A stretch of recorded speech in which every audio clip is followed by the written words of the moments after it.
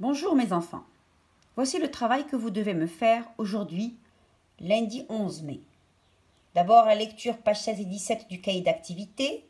Ensuite, vous allez visionner la vidéo sur la conjugaison l'imparfait des verbes en ER et faire les exercices pages 63 et 64. Allons-y. L'étoile de Carmelito, vous allez me dire qu'on a déjà travaillé. Oui, je sais, mais là, on va travailler ce petit extrait pour ensuite pouvoir faire l'expression écrite. Allons-y. J'ai trouvé une étoile, c'est le plus beau jour de ma vie. Puis il court annoncer l'incroyable nouvelle à son vieil ami Pedro le cormoran. Ha ha ha, ça une étoile filante tombée du ciel, s'exclave Pedro. Mon pauvre Carmelito, ce n'est qu'une étoile de mer et pas très fraîche. Le vieux cormoran qui fait l'intéressant poursuit. Apprends, mon poulet, que les étoiles n'existent pas. Je t'explique. La nuit, la terre est recouverte d'une gigantesque passoire, toute noire, et les étoiles, c'est la lumière qui passe par les petits trous de la passoire. Hi hi hi. Carmelito fond en larmes. Bellino, le petit bélier, s'approche de lui. On me demande d'entourer les mots qui désignent Carmelito en vert et ceux qui désignent Pedro en rouge. On a déjà fait ce même travail avec la première rentrée de Noura, vous vous souvenez. Alors, ici, dans le texte, tout ce qui parle de Carmelito, tout ce qui remplace le mot Carmelito, vous allez me le mettre en vert. Et tout ce qui remplace le mot Pedro, vous allez me le mettre en rouge. On sait que Carmelito est une petite poule et que Pedro est un oiseau, est un cormoran. Continuons. Que ressent Carmelito quand il découvre l'étoile? Vous allez d'abord me dire le mot. Qu'est-ce qu'il ressent? Quel est le sentiment qu'il a quand il découvre l'étoile? Et après, vous allez chercher dans le texte la phrase qui me dit comment il se sent. Quelle est cette phrase qui me dit comment il est? Ensuite, l'exercice numéro 3. Qu'est-ce qu'une incroyable nouvelle? Incroyable nouvelle, qu'est-ce que ça veut dire? Est-ce que ça veut dire une nouvelle inattendue? Est-ce que ça veut dire une mauvaise nouvelle? Ou est-ce que ça veut dire une nouvelle difficile à croire? Quatrième, pourquoi Pedro se moque-t-il de Carmelito? Pedro, il est en train de se moquer. Pourquoi il se moque de Carmelito? Qu'est-ce qui se passe? Continuons, page suivante. Le vieux cormoran fait l'intéressant. Qu'est-ce que ça signifie? Est-ce que ça veut dire le cormoran veut attirer le regard sur lui? Est-ce que le cormoran s'intéresse à ce que dit Carmelito? Ou bien est-ce que le cormoran dit des choses intéressantes? À vous de me cocher la bonne réponse. Maintenant, on a le vieux cormoran poursuit. On me demande de remplacer ce mot poursuivre par un autre mot qui veut dire la même chose. Attention, ce mot poursuit a plusieurs significations. C'est un mot qui a plusieurs sens, comme on l'a déjà travaillé. Poursuit, ça veut dire comme ici, et on peut donner un autre exemple, la maîtresse poursuit sa leçon. D'accord? Il y a une autre explication, il y a le policier qui poursuit le voleur. Il y a une autre explication, il y a un élève, quand il a eu son bac, il va quitter la maison pour aller poursuivre, il poursuit ses études. Donc vous allez ensuite d'abord m'expliquer que veut dire poursuit ici avec un autre mot. Et dans la deuxième partie, vous allez me faire une autre phrase avec le mot poursuit, mais d'une autre manière. Je ne veux pas se poursuivre comme la maîtresse poursuit sa leçon ou le vieux cormoran poursuit ce qu'il disait. Non, je veux un autre sens. Exercice 7. On me demande d'entourer les mots synonymes de gigantesque. Les mots, ça veut dire qu'il y en a plusieurs. Alors, est-ce que gigantesque, ça veut dire énorme, minuscule, belle, brillante, immense ou petite? Maintenant, nous avons l'exercice numéro 8. On me demande d'aller dans le texte et de chercher dans le texte les phrases, attention les phrases, dans lesquelles Pedro explique que les étoiles n'existent pas. Vous allez partir dans le texte et vous allez chercher, lire, lire, lire. Et quand vous trouvez les phrases où Pedro dit que, comment il explique que les étoiles n'existent pas, vous les soulignez en noir. Le 9. Carmelito fond en larmes. Qu'est-ce que ça veut dire? Est-ce que ça veut dire Carmelito pleure un peu? Ou bien Carmelito pleure beaucoup? Ou bien Carmelito pleure tout le temps? Ensuite, l'exercice numéro 10. Pourquoi Carmelito pleure-t-il? À votre avis, pourquoi est-ce qu'il pleure?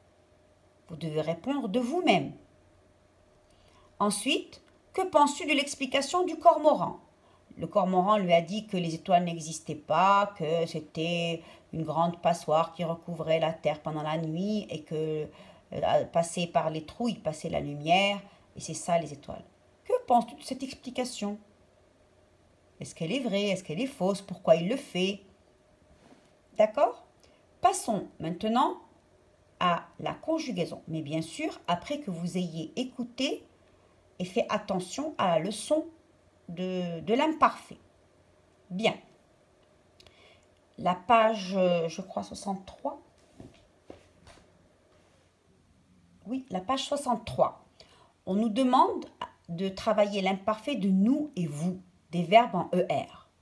L'exercice 1, je dois classer dans le tableau les verbes qui sont au présent et les verbes qui sont à l'imparfait. Pleurions, lavons, souffler, chantier, éternuons, fermier, soupirions. Vous me les écrivez à la bonne place. C'est bon? Je continue. L'exercice numéro 2. Comme d'habitude, celui-là, vous savez ce que c'est. Il y a une liste de mots. Il faut chercher l'intrus et l'entourer et ensuite me dire pourquoi est-ce qu'il n'est pas comme les autres. Nous jetions, nous arrivons, nous chantions, nous pensions. Très facile, il y en a un. Vous me l'entourez et vous me dites pourquoi.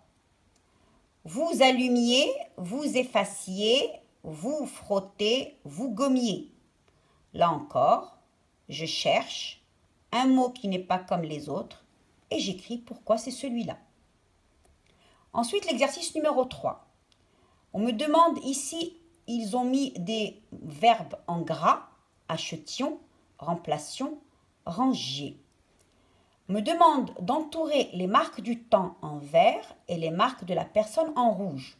On avait appris avec le futur les marques du temps, c'était le R, et les marques de la personne, c'était AI, AS, A, ONS, EZ et ONT. Là maintenant, avec l'imparfait, la marque du temps, c'est AI ou bien I. Et la marque de la personne, c'est le S, le T, le ONS, le EZ et le ENT. C'est bon? Donc ici, achetions, la marque du temps de l'imparfait, c'est le. Et la marque de la personne, c'est. Je dis rien, à vous de découvrir. Je viens de le dire juste avant. Ensuite, on a l'exercice 4, on doit conjuguer le verbe entre parenthèses avec la personne que nous avons, mais à l'imparfait. Et nous avons toujours nous et vous dans cette page. À chaque printemps, nous avec le verbe assister à une course de moto. Vous avec le verbe grimper tout en haut des gradins. Nous avec le verbe guetter le motard qui portait un casque bleu. Vous avec le verbe regarder l'arrivée sur un écran géant. C'est bon? L'exercice numéro 5. J'ai ici une recette. Éplucher les pêches, enlever les noyaux, couper les morceaux en fines tranches, ajouter le jus d'un citron et un peu de sucre. On me demande de prendre ces verbes qui sont à l'infinitif et de les mettre à l'imparfait avec le pronom vous. Donc tous, je veux vous. Vous avec le verbe éplucher, vous avec le verbe enlever, vous avec couper, vous avec ajouter. Attention, c'est l'imparfait. Page suivante, page 64. Là, on a l'imparfait, toujours des verbes en ER, avec je, tu, il, elle, s, ls. Dans cet exercice numéro 1, on me demande de souligner les phrases dans lesquelles le verbe est conjugué à l'imparfait. D'accord? Phrase, ça veut dire de la majuscule jusqu'au point. Je souligne les phrases. Ici, il y a 4 phrases. Quand j'étais petit, j'allais souvent chez une voisine. Deuxième, je me rappelle bien sa maison. Troisième, ses enfants jouaient avec moi pendant que nos mamans discutaient. Quatrième, j'irai la voir un de ces jours. Je voudrais que vous me souligniez les phrases qui sont à l'imparfait. D'accord? Bien.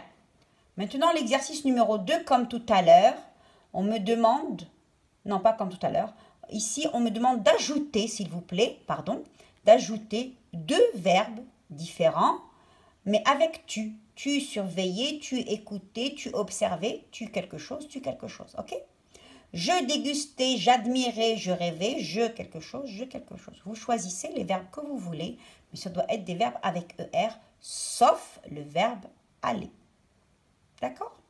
L'exercice numéro 3, on a des verbes. On doit choisir le bon.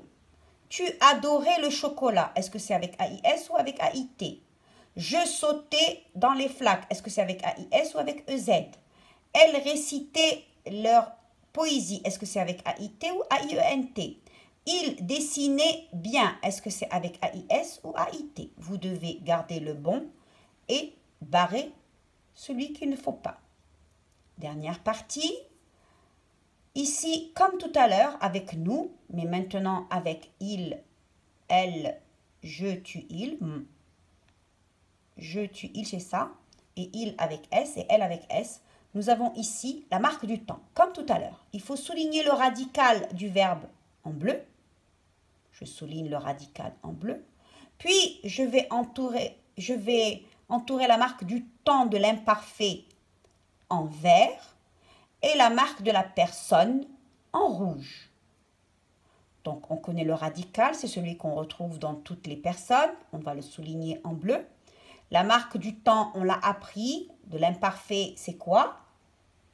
C'est le AI ou bien le I. Et la marque de la personne, c'est le S ou bien le T, ou bien le ONS, ou bien le EZ, ou bien le ENT. Très bien. 5e exercice. Nous avons un petit tableau de mots croisés. Il faut trouver le mot qui est là, mais pour le trouver, il faut conjuguer les verbes à l'imparfait avec il, tu et elle. Alors, on a il avec le verbe proposer ici. Tu avec le verbe lever ici. Et elle avec le verbe parler ici. C'est bon? Très bien. Dernière, on me demande de choisir le héros d'un conte. Celui que vous voulez. Moi, je vous propose, si vous vous souvenez, de la princesse. Ah, on ne voit pas. De la princesse de Pierre, qu'on avait travaillé. Vous allez choisir le prince, le plus jeune des 3 princes. Ils sont 3 frères, vous vous souvenez? Il y en avait un. Voilà. Le prince, le plus jeune prince. Et vous allez me dire, me le décrire, son lieu, où est-ce qu'il est, comment il fait. Et bien sûr, vous allez m'écrire des phrases à l'imparfait. Vous pouvez choisir un autre personnage si vous voulez. C'est à vous de voir. Voilà mes enfants. Excellente journée. Bon travail. J'attends votre travail. Merci.